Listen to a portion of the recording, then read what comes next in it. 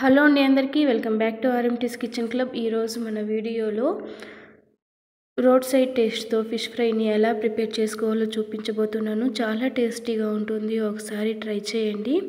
అందుకోసం నేను ఫిష్ని తీసుకుని శుభ్రంగా కడుక్కొని పెట్టుకున్నాను. తర్వాత ఒక ప్లేట్లోకి కొంచెం పసుపు, రుచికి తగినంత ఉప్పు, 1 టేబుల్ స్పూన్ కారము, 1/2 టీ స్పూన్ గరం మసాలా, అలాగే ఇక్కడ నేను ఆచి ఫిష్ ఫ్రై మసాలాని 2 టేబుల్ స్పూన్లు తీసుకుంటున్నానండి. మీకు ఇష్టం లేకపోతే దీన్ని స్కిప్ చేయొచ్చు. అలాగే 1 టేబుల్ స్పూన్ అల్లం వెల్లుల్లి పేస్టు, 2 టేబుల్ స్పూన్ల కార్న్ఫ్లోరు, కొంచెం కొత్తిమీర తరుగు, 2 టేబుల్ స్పూన్ల ఆయిల్ వేసుకొని కలుపుకోవాలి. ఇందులోకి నేను నిమ్మరసాన్ని కూడా వేసుకున్నానండి, అది స్కిప్ అయింది, మీరైతే ఖచ్చితంగా వేసుకోండి.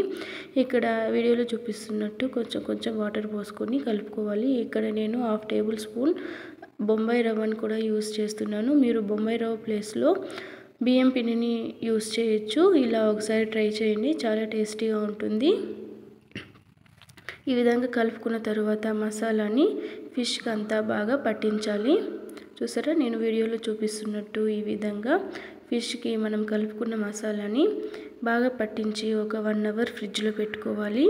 మీకు 1 అవర్ టైం లేదు అనుకుంటే కనీసం ఒక హాఫ్ అన్ అవర్ అయినా పెట్టుకోండి. అప్పుడే మనం పట్టించిన మసాలా అంతా ఫిష్కి బాగా పట్టి చాలా టేస్టీగా ఉంటుంది. నేను 1 అవర్ తర్వాత చూపిస్తున్నాను.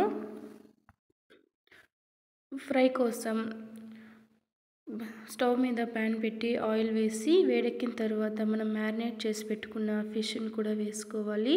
తర్వాత పైనుంచి కొంచెం ఆయిల్ అప్లై చేసుకొని మూత పెట్టి ఒక 10-12 నిమిషాలు మీడియం ఫ్లేమ్లో వేయించుకోవాలి. 10 నిమిషాల తర్వాత మూత తీసి చూద్దాం. చూసారా, ఫిష్ అనేది ఒకవైపు బాగా ఫ్రై అయిపోయిందండి. మరోవైపుకి టర్న్ చేసుకొని మూత పెట్టి మళ్ళీ ఒక 7-8 నిమిషాలు అలాగే వదిలేద్దాం.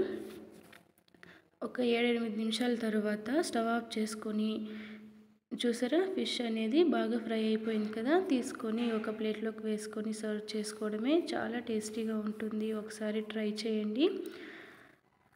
అచ్చం రోడ్ సైడ్ దొరికే ఫిష్ ఫ్రై లానే ఉంటుంది. అలాగే వీడియో నచ్చితే సబ్స్క్రైబ్ చేయండి. Thank you for watching.